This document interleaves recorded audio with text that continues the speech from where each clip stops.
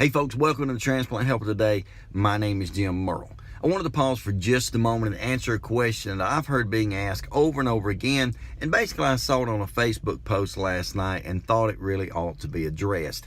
And that is basically, can I clean my house, especially my bathrooms, post-transplant? Now, there's a few different ways to look at that. On the one case, if you're just fresh out of transplant, obviously no. You don't need to be doing anything rigorous, anything strenuous. You don't need to be lifting, pulling, pushing, anything like that. Things like running a vacuum cleaner, mopping, that's a no-no in the first few weeks post-transplant. However, once you get out of that 6 to 12 week mark, which is probably about how far you're going to be before you actually get to your home anyway, you can start doing some light, and I key on the word light, housework. But you do need to be cautious in certain areas of the house, particularly in the bathroom and the kitchen areas where there may be a lot of water, therefore potentially some mold, therefore potentially just some nasty stuff that you don't really need to be around. So I saw on the Facebook post, and I really appreciated all the people who were chiming in, kind of giving me suggestions and answers to this question.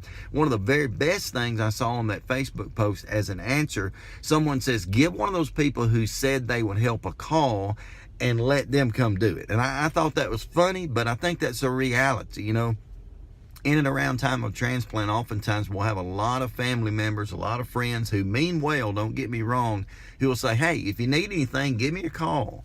And some of those people really mean that, and some of those people, a few of those people will certainly be there for you.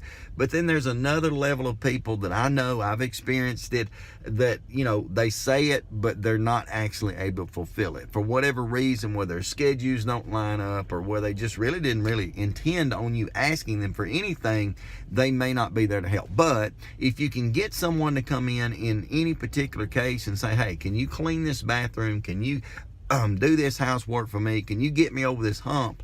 I think the majority of people that you're associated with normally will be willing to do that. So that's one of the best solutions to that. Let somebody else do it.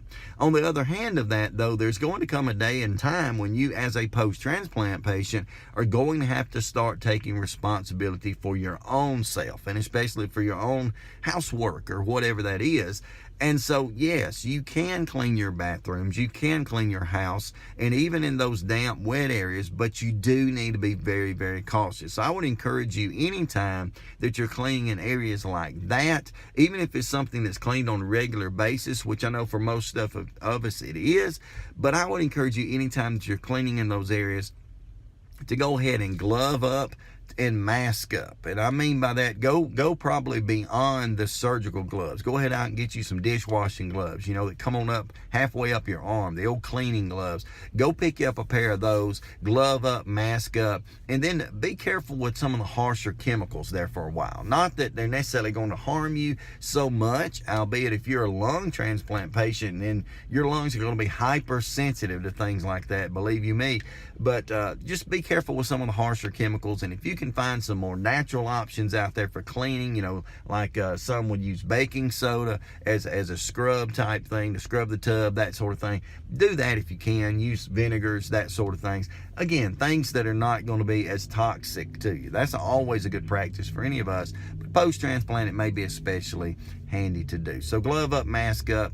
And then someone added to the comments there in that Facebook post, and I really appreciated this too, that you need to go in wearing kind of some old clothes you don't typically wear, and then as soon as you're done with the project, take those clothes off, throw those clothes in the wash them maybe even on hot, I don't know, whatever you might do, what's your habit, but wash those clothes very thoroughly and go back and take yourself a shower too. Be sure that you're clean, because again, some of the mold, some of the spores, some of the bacteria, some of the yucky stuff that's in there, you don't need to be around as much. So you know, if you were looking for this video to say not to do housework, yeah, I can't help you out with that. As a matter of fact, I tried that and it wouldn't work for me. I have to help out around the house too, and I don't mind, by the way, but nonetheless, do be cautious. Be cautious whatever you're doing, especially when you're a fresh transplant, and even for years to come.